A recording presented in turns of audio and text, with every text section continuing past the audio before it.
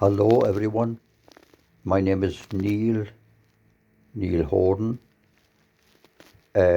Cornelius is my full name, but I'm generally known as Neil. I'm making this video here in my home in East Dulwich in southeast London on Tuesday the 29th of August in the year of our Lord 2023.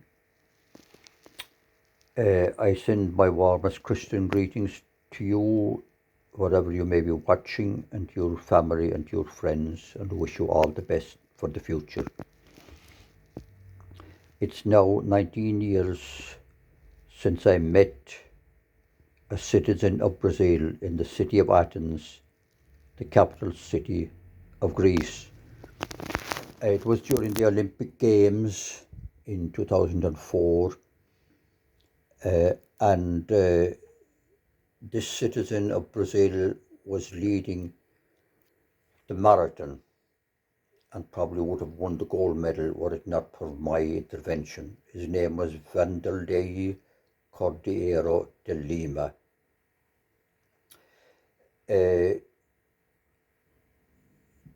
It's history now what happened, because practically the whole world saw the rugby tackle which I carried out. And certainly I can still say in all honesty, it was not something I ever meant to do. I simply meant to hold up a poster in front of him as he approached, but not even to impede his running, let alone to actually push him off the track. He became infinitely more famous, I would say, because of my intervention than he would have had he won the gold medal in a normal race. I did apologise to him, as indeed I felt was only fair, because I didn't mean to do it, and that was the start and the finish of it.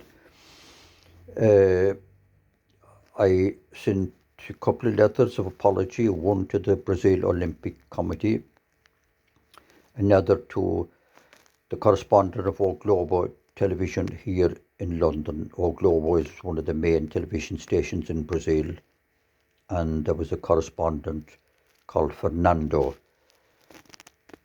I also was interviewed by many television stations from Brazil, and I apologised in all of them to Vanderlei, but he never got in touch with me or never made any response.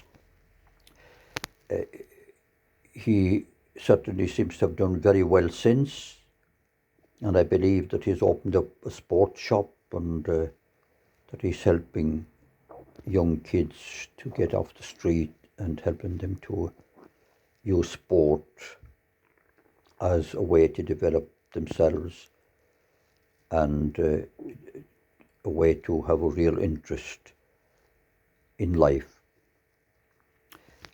I also happened to enter the life of another Brazilian because of what happened in Athens.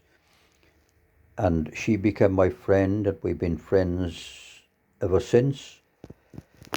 I did visit her home in Brazil, and she has been here to London many times. Her name is Fernanda Amoroso Rodrigues. That's why they pronounce it in Portuguese. But I suppose here in England it would be a Rodriguez. She was the only citizen of Brazil of all the tens of millions of people in that huge country who wrote to me, and she didn't write to condemn me.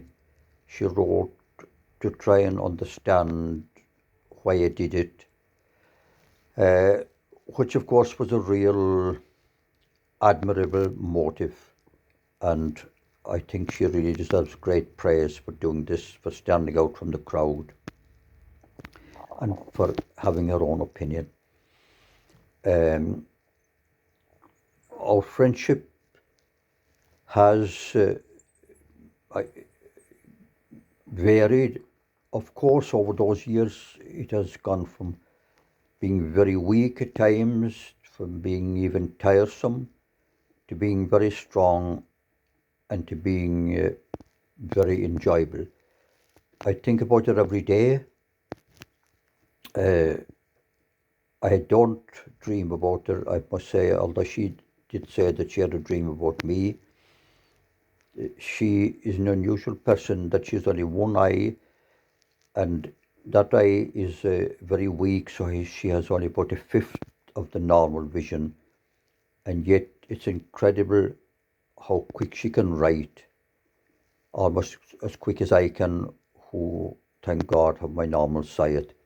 She has also other weaknesses in her body. So, because of her handicaps, that in itself is one reason why she deserves great admiration, I believe. We don't share a lot in common.